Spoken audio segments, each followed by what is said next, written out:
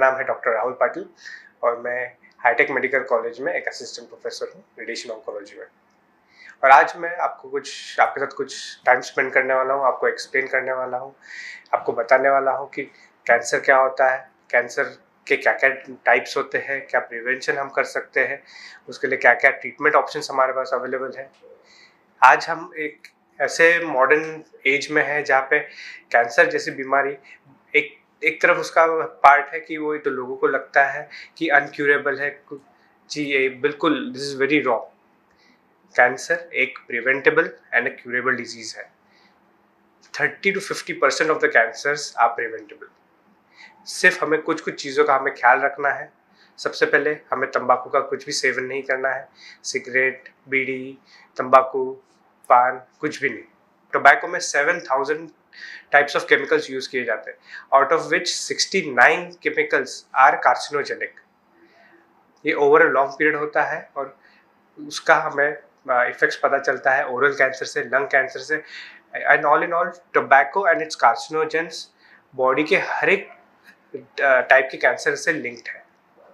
Second होता है alcohol consumption. Alcohol consumption is a type 1 carcinogenic.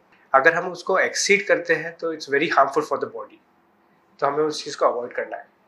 Third most important factor होता है dietary and environmental exposure. आप एक हेल्दी लाइफस्टाइल मेंटेन करेंगे, आप सही टाइम पे, सही समय पे सही खाना खाएंगे, हेल्दी खाना खाएंगे, फ्रूट्स, वेजिटेबल्स, सैलड्स का अधिक कंज्यूम करें, मीट्स में आप कम कंज्यूम करें और ऑयल एंड स्पाइसेस को थोड़ा मॉडरेशन में यूज़ करेंगे तो हम कैंसर रिस्क को डेफिनेटली हम डिक्रीज कर सकते हैं।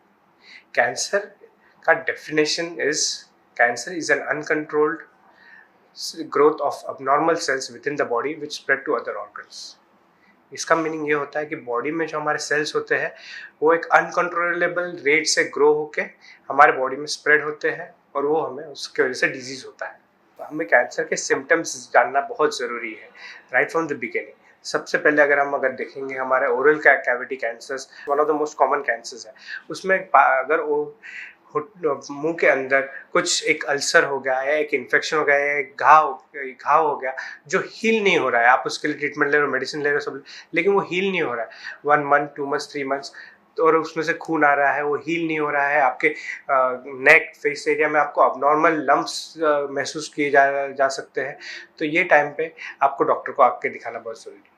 आपको खांसी हो रही है जो 3-5 महीनों से बिल्कुल ठीक नहीं हो रही है, आपको ब्लड आ रहा है, तो लंग कैंसर हो सकता है। इसके लिए आपको अपने डॉक्टर को जल्दी जाके कंसल्ट करना है।